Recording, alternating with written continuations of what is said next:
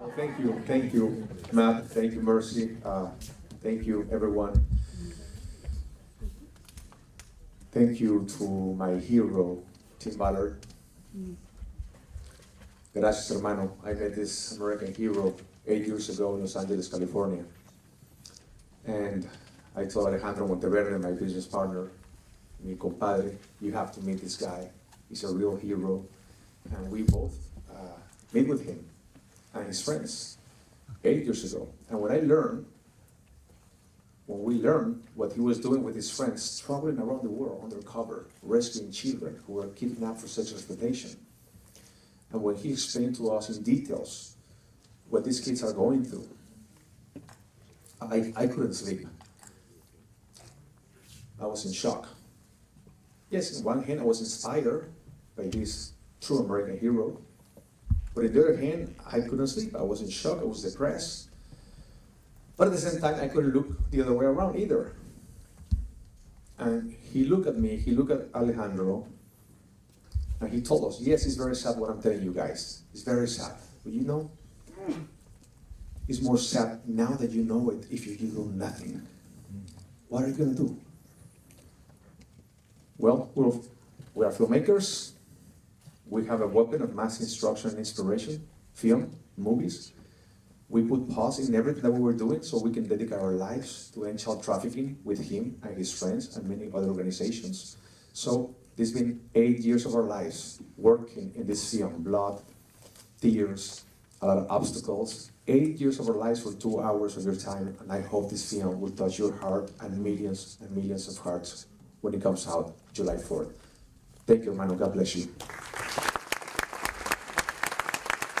So we're going to move right to the panel. We'll keep it tight because obviously we want to be respectful of the time and we want to get to the movie as well. But I am completely honored to introduce some of our wonderful guests. Tim Ballard, come join us. We're going to be talking about the film. He is the inspiration behind this incredible story as a former federal agent and now doing so much work in the human trafficking space, which we'll get into. And obviously Eduardo's joining us, and Jim Caviezel is joining us as well. Where's Jim? Did we lose Jim? Is he coming? Oh, there he goes. They surprised me. They never told me that you were coming from the back, but it's an honor to have you. I mean, seriously, this is like huge to have Jim with us. And it's truly an honor that you're with us. Let's get to some great questions here. I'll start with you, Tim. You're now running this incredible organization. And what have you found in your experience in what you have done, and you know, what has to be done in order to solve this problem about human trafficking? Well, first, thank you all for being here. Thank you, Eduardo, Jimmy, Angel Studios. We're honored to be here, and we're just grateful. And really, that is the answer. You are the answer. We've been fighting this for so long, and no one wants to talk about it. It was so hard, my 12 years in the government, doing this work, with so many bureaucratic limitations. You're going to see it in the film that depicts what happened. And then no one even knowing about it. You couldn't Google child trafficking and find anything that would tell you anything. No one was talking about it. I learned something from history that's really important. This is slavery. This is modern day slavery, but slavery existed in this country. What a horrific thing that this was permitted to be in our land for 350 years, the transatlantic slave trade. And it's hard to understand why, but the more important question is, how did it end? It ended because people got loud. It didn't end because of Abraham Lincoln right away. It didn't end because of the original Underground Railroad that we try to emulate. They did what they could. We did what we can. We can rescue the one, the tens, even the thousands. We've rescued over 7,000 in our organization. I also run something called the Nazarene Fund. You know, heard of the Nazarene Fund? Glenn Beck founded the Nazarene Fund. I'm the CEO there, and we're working to rescue persecuted Christians, mostly through the Middle East, Africa, and other places. But we only can rescue the thousands, and that's awesome. It's worth it. But how do you end it? Abraham Lincoln tells you how it ended. He admitted it wasn't him. When Harriet Beecher Stowe, the great storyteller of the 19th century, who wrote the book that joined her voice with the other abolitionists, when Lincoln met her, he said to her, so you're the little lady that wrote the big book that started this war. And what he meant by that was, I wasn't even clear what this war was about. God would tell him later, but largely through the voices of the abolitionists, through the voices of Harry Beecher Stowe and others. And so that's what rescued millions, was that the storytellers who got loud and shifted the foundations of the government. There's 5 drug agents to every 1 anti-child trafficking agent in this country. That's our problem. It's time to switch that. You only switch that when you get loud. These 2 guys, they are the Harry Beecher Stowes of our generation. They're going to rescue way more than we ever going to rescue. And that's why I'm so grateful for this film. And the good news is you all are storytellers. Everyone in this room can be a storyteller. That's what ends slavery. Eduardo, you were inspired to move on this important production. How did you come up with the concept? How did you make this film a reality? Well, as I mentioned before, meeting Team Battle with Alejandro Monteverde. Alejandro Monteverde, I don't know where is he, but he is an amazing filmmaker from Mexico. We're from Tamaulipas, northern Mexico, below Texas. And this guy, if he's not here, it's better, because then I can say this. He's like this Picasso, Michelangelo, crazy artist. He's a genius, but the best part, he doesn't know it. He keeps him humble. So when I told Alejandro, we started this production company many years ago. The first movie that I produced and he directed was Bella, a little movie that has changed the lives of so many people, including my own life. This movie is responsible for saving thousands of babies from abortion. And until today, I still receive letters and emails from women who were pregnant and scared to have an abortion, and after seeing the movie Bella, by the grace of God, they changed their mind and they kept their babies. So then after that, Alejandro and I, we made another movie called Little Boy. And then after that, I met this guy. And I told Alejandro, you have to meet this American hero. And when Alejandro met him, brother, let's make a movie about his life. Now, it's very difficult to make a movie about this guy's life. Why? Because you need a TV series for like 200 episodes. Because his life is fascinating, it's amazing. So Alejandro and I, we asked him, how many rescue missions you have done in your life? He said, well, many, hundreds. What's the most difficult, the most dangerous, the most successful rescue mission you ever done in your life? And he said, without a question, the first one, Cartagena, Colombia. So he told the story to Alejandro, who wrote the script, and then Alejandro asked him, and how ended? How the whole thing ended? And he says, well, it was this beautiful island.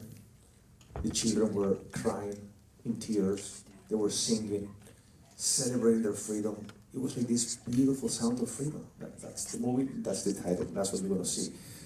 It was hard not to be involved in this movie when you meet a real hero like Tim Barrett. And my hope is that when you see the movie, when the movie finished, you leave the theater not only entertained, but hopefully you will ask yourself the same question I asked myself 8 years ago when I met them.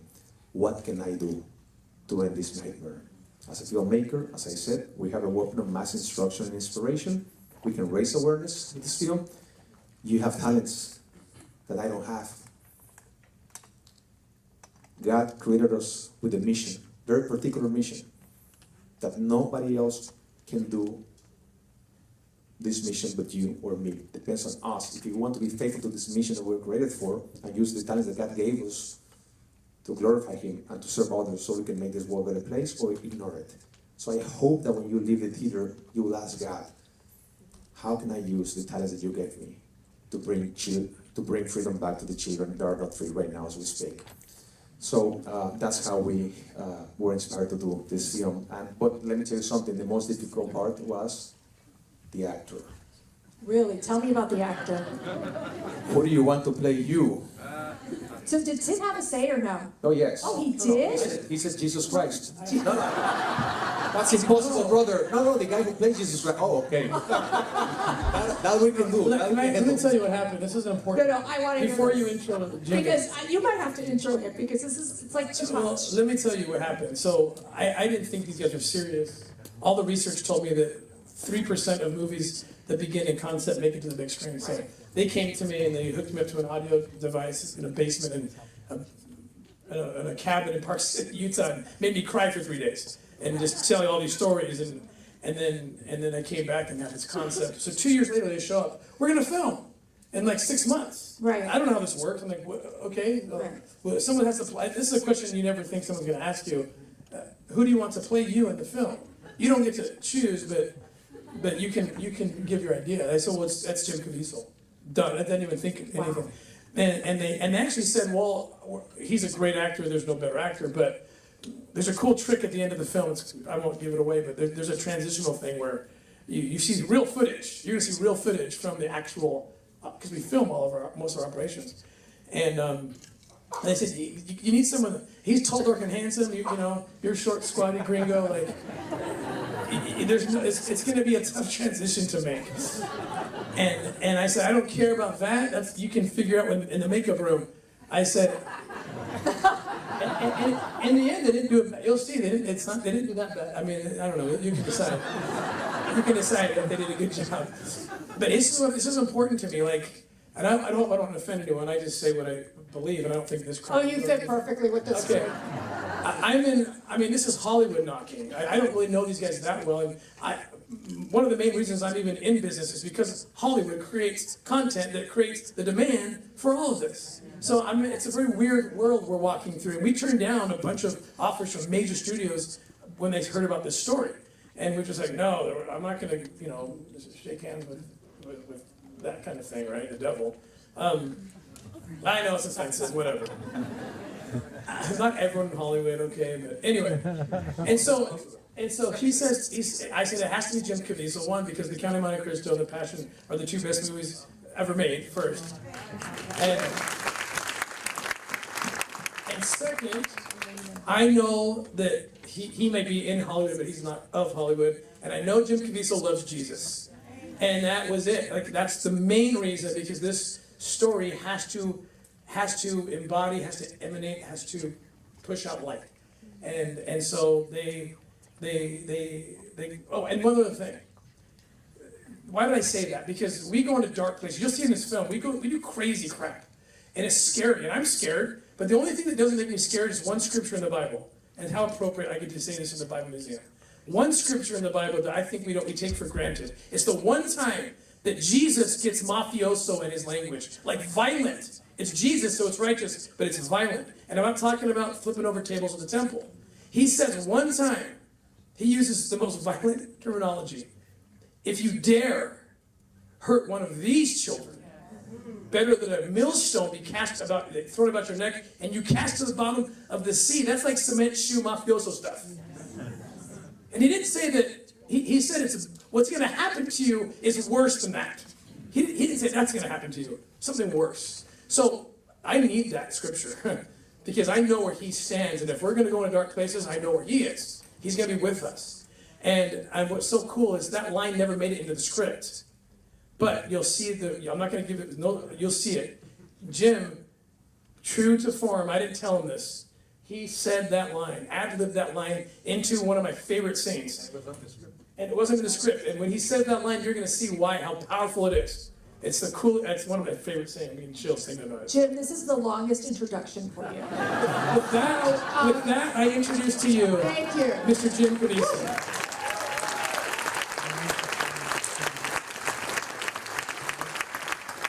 I'm just going to let you speak because we're so in awe that you're here with us, and we're so honored that you're with us because not only so many of us, how many of you have watched The Passion? I mean, it's life-changing. And to know that you really made this incredible role. See, I'm introducing him again. I'm not going to introduce him. Jim, go. Tell us about you. Action. Please. Testing. Well, like The Passion, this was really difficult. That one was more because lightning strike, heart surgeries, and all that. But this one is now. And what I mean by that is, had Schindler's List been made during 1935 or 42, things would have changed. That's the weapon that film has. But this is now, because they were going to a lot of other actors, and they didn't want to do that. And when I read this script, as dangerous as it was just a battled hero that I would have loved to have played. You know, I was talking to someone earlier about It's a Wonderful Life. Jimmy Stewart flew 26 missions over Germany. He was a commander. And what a lot of people don't realize is that when you're the commander, everybody has to come in silent. Nobody can talk. They have to listen to his orders. All of the planes in the formation. One of his XO officers said the damage it does to you to hear 8 men in a B-17 going down, you hear them scream. And you gotta stay on target. And that would have haunted you for the rest of your life. When I watch It's a Wonderful Life, here's a man that's going to commit suicide. Here's a man that in one scene where Capra moves the camera and Jimmy Stewart improvises this line and he says, "Dear God, if you're out there, please help me." And he's just weeping, probably a lot of the suffering, the PTSD. After I saw what Tim did, I realized that I don't know how anybody could do this, and they can't. They have to have Almighty God in their heart. He definitely does. Like David, King David, that couldn't stand to hear people speaking things about his Lord and Savior. And so he came down and he fought Goliath, and he basically, a 16-year-old, ordered them what to do, and he took that beast down. But he'd rather be dead than to let them talk about his father that way. How is it that we don't defend our faith now? How is it that we won't defend our republic, our inalienable rights? That's why we're not a democracy. That's why we are a republic, but it's dying. But since we're going to let that happen, because we don't have a south border now. By definition, you have to have a border. Okay? We don't have a south border. It's going to take you and people like Tim Ballard that are willing to say, "By God, not on my watch. I'm going to kill my Goliath. I need you to kill your Goliath. I need you to go out there and help get us screens like you've never seen, like you did on the Passion of the Christ." See, we're selling out, but we're running out of time, and we don't have the theaters that we need. So what'll happen is a family like you will go in, family of 5, you come to the theater and Sound of Freedom is sold out. Most people just go, "Okay, well, I'll give my money to Disney, Indiana Jones." I need you to call them. I need you to do everything you did like you did on the Passion of the Christ. I need you to do that. And however you do it, you know, you call your friends, you tell them we got to go out and get a theater, whatever. That's how you do it. You tell your friends this, because we want to shine a light on this. This is the most brutal, ugly thing I've ever seen or can imagine. It took me 2 years to get over this. I don't know how this saint does it. But it takes nothing short of a saint to do it. California right now, we're going to pass a law where you can kill a baby 27 days after it's born. How does that save the mother's life? You see, we've become so immune to it, we don't even think about it. And they have all these laws, these pedophile laws. Pedophiling our children. I don't care about my career. I don't even care about my life. I care about God's children, and they are not for sale. I'd like to bring to the stage an incredible person, someone who is inspiring all of us, who has taken on Hollywood, the CEO of Angel Studios, Neil Harmon.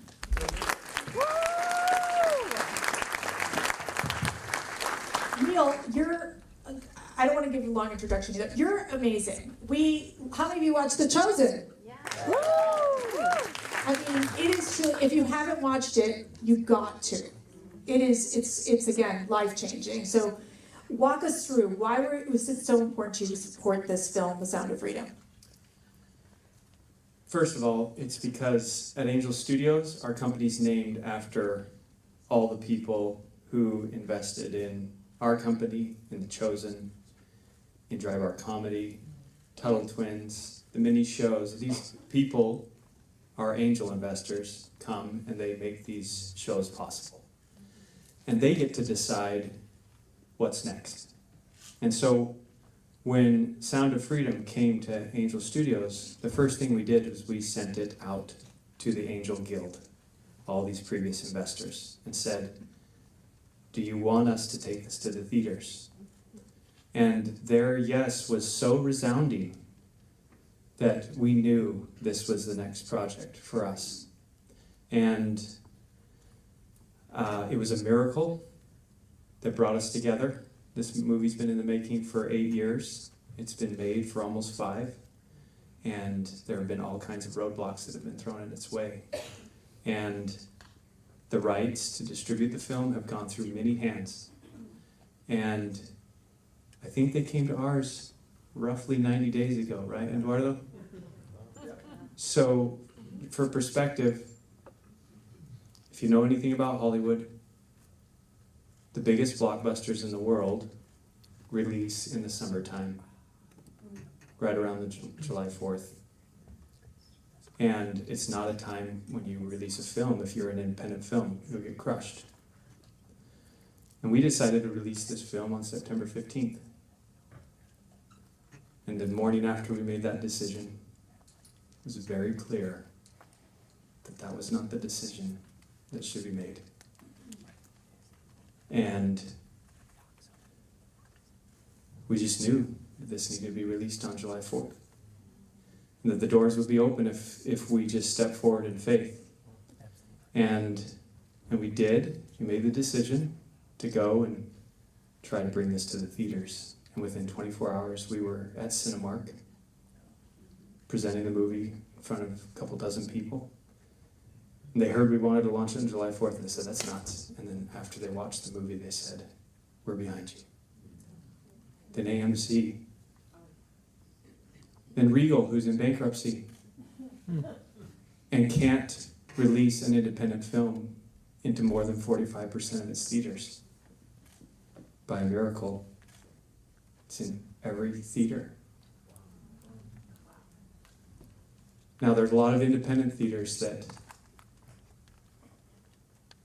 whose livelihood was so affected by COVID, and they carry lots of debt. And they're scared of the studios because the studios produce the stories that generate their ticket sales. Some of these independent theaters have struggled to have the faith to just walk out into the dark and say, let's give this a shot. That's why Jim is inviting us to get involved and let them know that we need this to happen.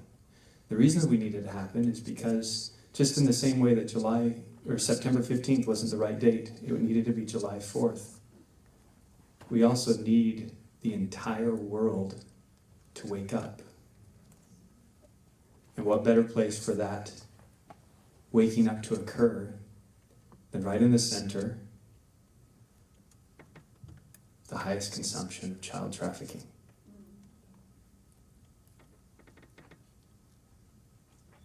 That's the United States of America. It's Washington, D.C. But there are people here. All of you are here tonight, and we're here tonight because we want to launch this film. And we want to tell the world that, no, that this isn't the way that things should be. And we can shine a light on this dark reality and expunge it from the earth. So God is helping us. I've just seen miracle after miracle. This is not us. And when this succeeds, it will be because of the angels on heaven and on earth. So thank you for supporting this project. And thank you. I do want to do a kind of quick round robin with them and then just kind of get what anticipating what their favorite part of the movie is or one part that really impacted you. Tim. Without giving too much. Yeah, there's a lot of action scenes, and you think I'd go to that, and I don't go to that. I go to the scene that was actually the scene, I think, that got the Angel Guild converted. And it's Bill Camp's the actor. He plays a guy called Vampiro. His real fake name is Batman, but DC Comics wouldn't let them use the name, so I named him that. He's a crazy character.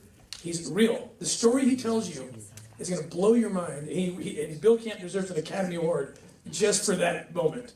He's sitting at the table. He's across from Jim, who's playing me, obviously, and we got some bad news, and we thought the op was going to be over, and And Jim says, "Who are you anyway?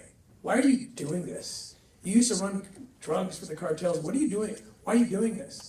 And that's when he leans over the table and gives a speech which is a real thing that happened. This man he had that conversion, that Damascus Road conversion. And he tells me something. And I don't want to say what he says. I just want you to take it in organically. But I want you to look into Jim's eyes. Jim, when Alejandro said we need an actor that says more with his eyes than his mouth, that's this guy. Because he lets the Spirit come in. And he'll talk to you through his eyes. Just do me a favor, watch Jim's eyes when Bill Camp tells him the crazy story that happened to him, his conversion to Jesus and his conversion to fighting human trafficking, and then look at Jim's eyes. And that's the answer. What's coming out of his eyes is what you need to hear. If you take nothing else away, it's what he's going to tell you in that moment. Eduardo, I do want to bring up Rosy. I just want her to stand out. She took us to the safe houses in Mexico with Jack Posobiec, where we visited these young girls and boys from the ages of 9 to 18 who were victims of human trafficking. And I just want Eduardo to quickly just explain why we went there, and thank you for taking us there during CPAC Mexico. Well, actually, I would love Rosy to come here and just tell us what you're doing, because you're the hero that are behind helping these girls who are broken. We're talking about girls who have been raped thousands of times, and this lady that is coming here is dedicating her entire life to help these little girls and change their lives. So thank you, Rosy. The movie is so good that really it's God who has made all this work. When you are listening to this movie, when you watch this movie, I'm sorry, I'm so excited because the movie is fantastic. We were dreaming on having this because we need a blank page. Think about a blank page. Every victim needs to be rescued and to have a new life, like Jesus said to Nicodemus. It's needed to have a new life, a new beginning. So thank you, because this movie is going to inspire the people. And the only thing I did when I heard the testimony of one girl was to do something. So I challenge you, do something. Help the children. What Rosy doesn't tell you, she was a legislator in Mexico, and the human traffickers and drug cartels threatened her life. So she had to leave Mexico because she passed the strongest penalties against human traffickers in Mexico. So this is what we're doing. She's a true hero. God bless you, Rosy. Dios te bendiga, Mónica. I want to say something really quick, because the other day I sent this message to like thousands of friends. And where I said, this movie has already saved many children already. And they were like, what do you mean? The movie hasn't come out yet. How the movie saved children already? So when I asked him, who do you want to play you? And he said, Jim Caviezel. And I text Jim Caviezel. Eduardo, were you insulted that he picked Jim over you? I'm sorry? Were you insulted he picked Jim over you? No. So, I thought he was going to answer the typical Hollywood actor answer, right? Talk to my manager, send the script to my agents, whatever, right? No, let's meet tonight. So Alejandro and I went to meet with Jim. Alejandro pitched the story to him. He starts crying. And he says, guys, this is more personal to me than for you guys. I just need to talk to my wife. So he talks with his wife the next day, and he calls me, Eduardo, but you know, my wife just saw Narcos on Netflix, Narcos Colombia on Netflix, and she doesn't want me to go to Colombia to film this movie because she thinks it's a little dangerous there. So is there any way we can film this movie somewhere else? Let me talk to Tim. So Tim, I have a good news and a bad news.